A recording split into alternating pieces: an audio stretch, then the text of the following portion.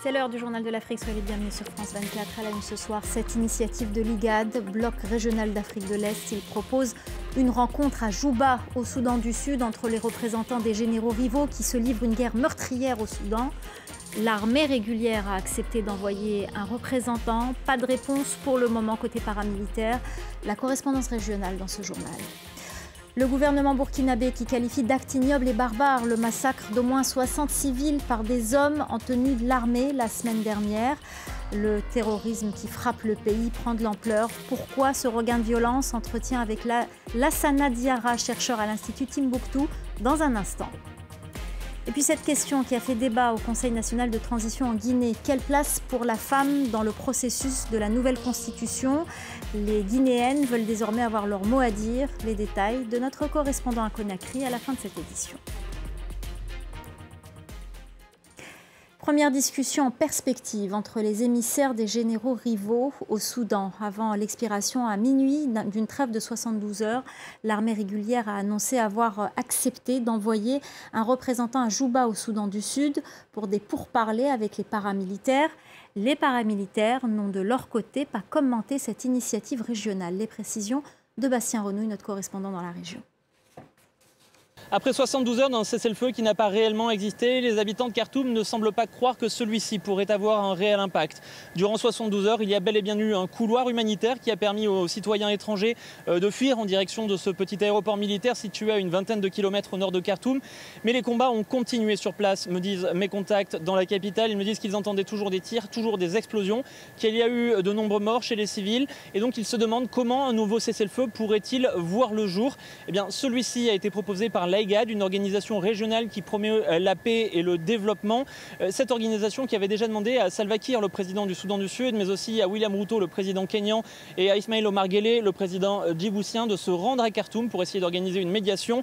Ce à quoi ils avaient reçu une fin de non-recevoir de la part des militaires soudanais qui leur avaient dit que c'était une zone de guerre et qu'il était impossible de recevoir ces présidents à l'heure actuelle. Alors cette fois-ci, eh bien, il devrait effectivement y avoir des négociations à Djouba, la capitale du Soudan du Sud. Il devrait y avoir des émissaires envoyés aussi bien par l'armée que par les forces de soutien rapide, mais difficile de savoir exactement ce dont ils vont discuter, comment ils pourraient s'entendre alors que l'armée a déjà affirmé à plusieurs reprises qu'elle ne négocierait pas avec le général Hemeti, le chef des forces de soutien rapide, tant que ces forces ne seraient pas dissoutes. Que peut-il se passer? Selon plusieurs diplomates que j'ai pu rencontrer ici à Djibouti, qui étaient à Khartoum avant d'être évacués, eh bien, il y a peu de chances que les deux hommes parviennent à s'entendre, puisque tous les deux semblent persuadés de pouvoir l'emporter. Il n'aurait donc aucune raison de négocier, et c'est le sentiment qui semble perdurer à Khartoum.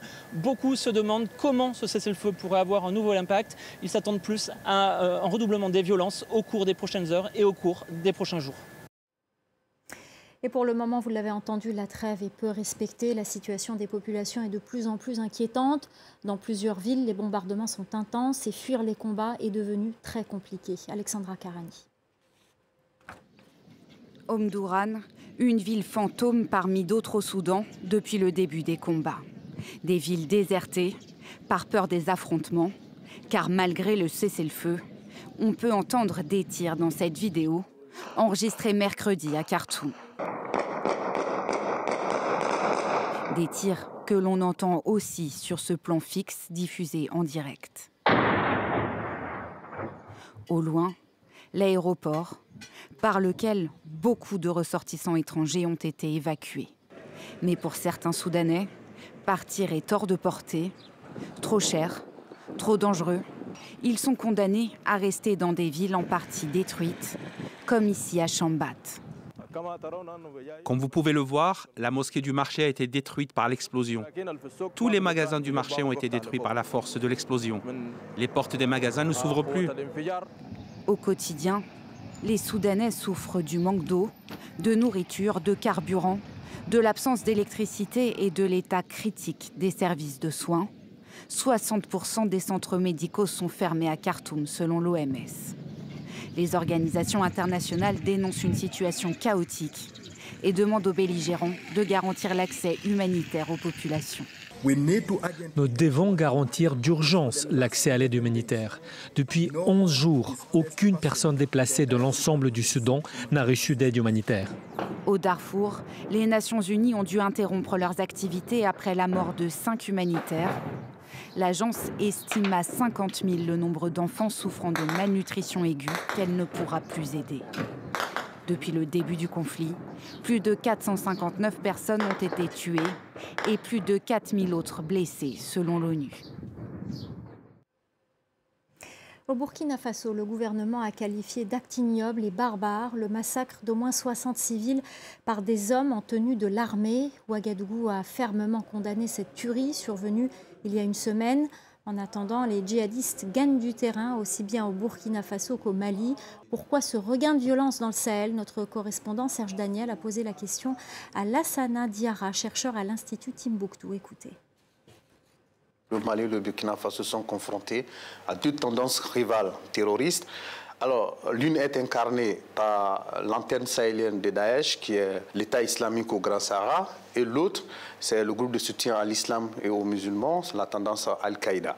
Alors, ce qu'il faut noter, c'est que depuis un certain temps, ces groupes-là reçoivent du renfort matériel et en hommes, et qu'aujourd'hui, qui essaient de s'engager dans ce qu'on appelle conquête territoriale, et avec maintenant, cette fois-ci, un format plus réduit de combattants, dont les armées peinent à prendre en compte. Il faut engager un dialogue avec les terroristes, à votre avis, ou pas? Non, non, moi je ne suis pas pour un dialogue, parce qu'en fait, dialogue avec qui? Des groupes terroristes ne portent pas une revendication politique, mais plutôt portent une revendication de confessionnalisation de l'État. Donc ça veut dire que le modèle d'État, que nous appelons le modèle d'État laïque ou républicain, doit disparaître au profit d'un modèle confessionnel, et c'est ce qui est dangereux. Donc de ce point de vue, il est quasiment impossible pour moi de négocier avec ces groupes terroristes.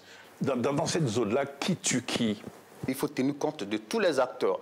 Mais dans tous les cas, on comprend bien évidemment que pour moi, ce qui était intéressant, que l'action militaire soit exclusivement dédiée et dévolue aux forces armées et non pas entraîner des civils armés que l'État cautionne dans cette bataille.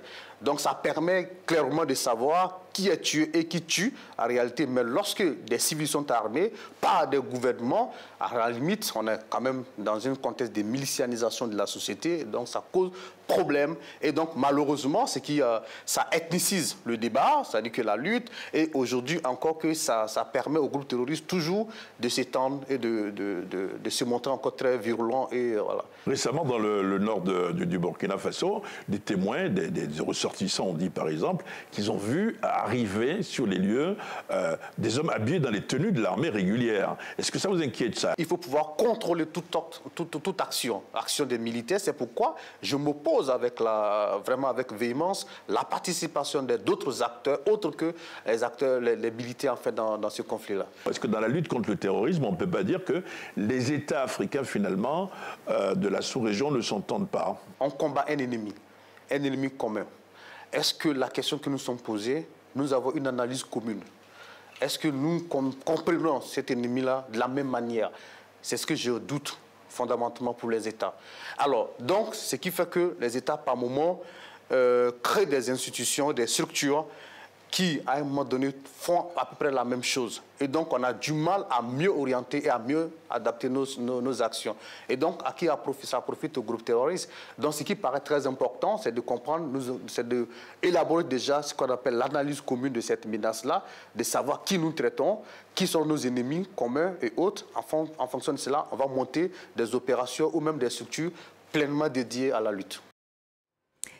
Cette loi qui prévoit de lourdes peines pour les personnes entretenant des relations homosexuelles en Ouganda, elle a été votée le 21 mars et avait suscité l'indignation d'ONG et de la communauté internationale. Les États-Unis avaient mis en garde l'Ouganda contre de potentielles conséquences économiques sur le pays. Depuis, le président Yoweri Museveni a demandé aux parlementaires de réexaminer la loi. Olivia Bizot. Ce refuge, caché au milieu de la capitale ougandaise, accueille la communauté LGBT. Ils sont finis les jours où ces résidentes pouvaient se sentir en sécurité. Le personnel du refuge leur a demandé de modifier leur comportement et leur apparence physique pour ne pas se faire remarquer. Je me regarde dans le miroir et je me demande pourquoi suis-je lesbienne? Dois-je enlever mes arcs-en-ciel, même si ça fait partie de mon identité? Mais j'aime tellement ces couleurs. Il faut donc bien choisir ses vêtements, ses bijoux, tout ce qu'on porte, parce que tout le monde est en alerte et c'est très dangereux. Depuis le début de l'année, une nouvelle vague homophobe déferle sur le pays. Fin mars, le Parlement ougandais vote en faveur d'une loi qu'il baptise anti-homosexuelle. Une fois que ce projet passe, nous renforcerons l'application de cette loi pour s'assurer que les homosexuels n'aient plus leur place en Ouganda. C'est l'une des lois les plus sévères au monde contre les homosexuels. Si elle est promulguée, toute personne s'identifiant comme LGBT pourrait être condamnée à la prison à vie. Elle pourrait même être condamnée à mort. On part à présent en Guinée avec cette question au cœur des débats. Quelle place pour la femme dans le processus de la nouvelle constitution? Les femmes guinéennes, dont les conditions restent encore précaires, veulent désormais avoir leur mot à dire dans les prises de décision. La correspondance à Conakry de Malik Diakité. Une centaine de militantes issues de la société civile et de partis politiques ont répondu ce jeudi à l'invitation du Conseil national de la transition, l'organe en charge d'élaborer la nouvelle constitution dans le pays. Au cours des échanges, ces femmes ont demandé à ce qu'on les attende et veulent participer largement à l'élaboration de la nouvelle constitution. Elles exigent aussi des lois pour les protéger de toutes sortes de violences sexistes et sexuelles. Nous ne sommes pas bien représentés dans les instances de prise de décision, même les décisions qui nous concernent. Donc nous sommes là aujourd'hui pour mettre le doigt sur ce qui ne va pas. On aime le dire que les femmes, n'est-ce pas, elles n'ont pas le niveau, elles n'ont pas le niveau. Mais quelles conditions on crée pour que les femmes aient le niveau? Les questions de mutilation génitale féminine, qui est quand même à un taux de 95% selon les DS 2018, et le deuxième pays au monde qui pratique le plus les MGF. Il y a les questions de violences sexuelles qui prennent de plus en plus assez d'ampleur. Donc au regard de tout ça, il est important de pouvoir prendre ces éléments dans la nouvelle constitution. En Guinée, les femmes représentent 52% de la population et la majorité d'entre elles sont analphabètes. Elles sont aussi les premières victimes des violences dans le pays. On vous reparle ce soir du FEMUA qui a ouvert ses portes ce mercredi à Abidjan pour une 15e édition, un festival de musique urbaine qui se veut aussi social. On retrouve nos envoyés spéciales Fatima Tawan, Armelco et Sophie Lamotte. Le FEMUA a ouvert ses portes et c'est parti pour 4 jours de fête ici à Abidjan et à Bouaké pour la 15e édition du plus grand et du plus social de tous les festivals de musique d'Afrique. Et ils seront bientôt plus de 100 000 sur tous les sites à venir applaudir leurs chanteurs préférés. Et pour cette 15e édition, une programmation toujours aussi pertinente, exigeante avec des légendes. Évidemment, il y aura le musicien sénégalais Baba Mal, le rappeur français Booba, mais aussi la nouvelle scène ivoirienne comme Didi B, Safarel Obiang, il y aura Roselyne Layo. Le FEMUA, c'est aussi un volet social très important avec comme thématique retenue cette année la sécurité alimentaire et l'agriculture durable. Un enjeu primordial, comme nous l'explique le commissaire général, leader des Magic Systems et fondateur du festival, Assalfo. Nous avons eu 2 crises, la crise Covid et la crise de la guerre russo-ukrainienne qui a montré les limites de l'Afrique. On a vu l'inflation dans nos différents pays et on a compris que l'Afrique n'était pas aussi autosuffisante alimentaire qu'on pouvait croire. Donc il était important pour nous d'interpeller les jeunes puisque c'est la richesse de l'Afrique. C'est donc un FEMUA des plus festifs qui s'annonce ici avec une seule préoccupation pour les spectateurs, que la météo, parce que c'est la saison des pluies ici, ne vienne pas gâcher cette belle fête populaire. Voilà, c'est la fin du Journal de l'Afrique. Restez avec nous, l'info continue sur France 24.